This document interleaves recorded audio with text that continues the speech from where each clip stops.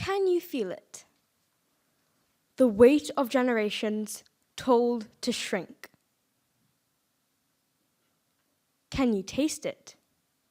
The metallic sting of missed opportunities and brilliance dimmed before it even had a chance to shine. If we truly want to understand the role of women in society, we must do more than just flip through textbooks and skim headlines. We have to dig deeper into the many layers of perception, the unspoken rules, and the silent expectations that have shaped women's lives for centuries. Because it's not just about how women have been seen, it's about what they've been allowed to do, how the world has watched them, judged them, and shaped them, and how that gaze has carved limits into their lives. Let me take you on a journey, thousands of years ago, in ancient civilizations like Egypt and Greece. A woman's identity was often tethered to a man in her life. Daughters, wives, and mothers. Her value was measured not by her mind, but by her ability to produce heirs, to manage households, and to stay within carefully drawn lines. Education, power, those were gifts specially reserved for men. And yet, even in the tightest of spaces, some women broke through. Cleopatra ruled Egypt with strategy and strength. Sappho wrote poetry that still echoes through time. Women existed in the margins of history, but they were never passive. Now, moving forward to the Middle Ages and early modern Europe, the idea of the ideal woman was someone obedient, modest, and silent. And those who dared to defy that mold, for example, Joan of Arc, paid the price. Joan led armies. She changed history. And for her courage, she was burned at the stake. The Enlightenment, a time that promised liberty, equality, and rights for all. However, all rarely included women. In 1791, Olympe de Gouges dared to demand more. She wrote the Declaration of the Rights of Women and of the Female Citizen in the heart of revolutionary France. She challenged the male-only definition of citizenship and was executed for it. It wasn't until the 20th century that we saw a real shift in perspective. The suffrage movement rose. Women marched, wrote, and fought for the right to vote, to learn, and to lead. They demanded change, and slowly the world began to shift its gaze. But now, we must ask the crucial question.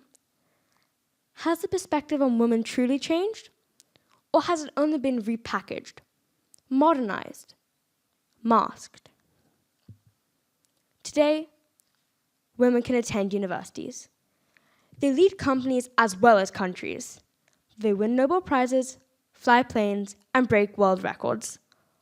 On paper, they're free. But freedom on paper doesn't always reflect freedom in practice. Even now, many women are expected to prioritize their home life over their ambition. Caregiving, emotional labor, the mental load. It still falls mostly on women. When a woman chooses to stay at home, she's labeled as selfish or neglectful. But when she chooses to focus on her job, but when she stays at home, she's dismissed as unmotivated. This boxes women into impossible standards, standards that men are rarely held to. Then there's appearance. For centuries, women have been told that their worth lies in their beauty. And while we like to believe that we've outgrown that, have we really? Entertainment, pop culture, advertising, social media. They still broadcast a narrow, airbrushed standard of beauty. Aging, weight, and even skin color are seen as flaws that must be hidden or fixed. But this is not just about vanity. it is about value. It sends a message. You are only as worthy as you are beautiful. You are seen before you are heard, and you are judged before you are known. And perhaps the most devastating of all, gender-based violence. Despite progress and awareness, many women still face harassment, abuse, and assault at alarming rates. In some places, speaking out can bring shame, not to the abuser, but to the victim. In others, the legal system fails to protect. And always, there is this toxic idea that a woman must endure pain for the sake of her family, her reputation, and even for her own safety. This is not strength. It is cruelty wrapped in tradition. Yes, the world has changed. And yes, there is progress. But the truth is, we are still living in the shadows of our past. Real change isn't just about laws or visibility. It's about challenging the beliefs that shape our behavior.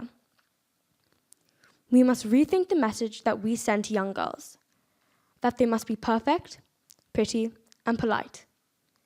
We must challenge the way that we react when we see a woman who speaks with authority.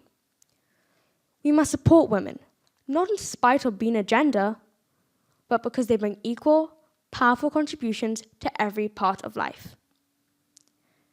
Perspective is powerful. It shapes how we treat others and how we see ourselves. But if we want a world that truly values all genders, we must change more than just policies. We have to change minds. We must stop seeing women through the filter of tradition or stereotype, but through the truth of their intelligence, creativity, and strength.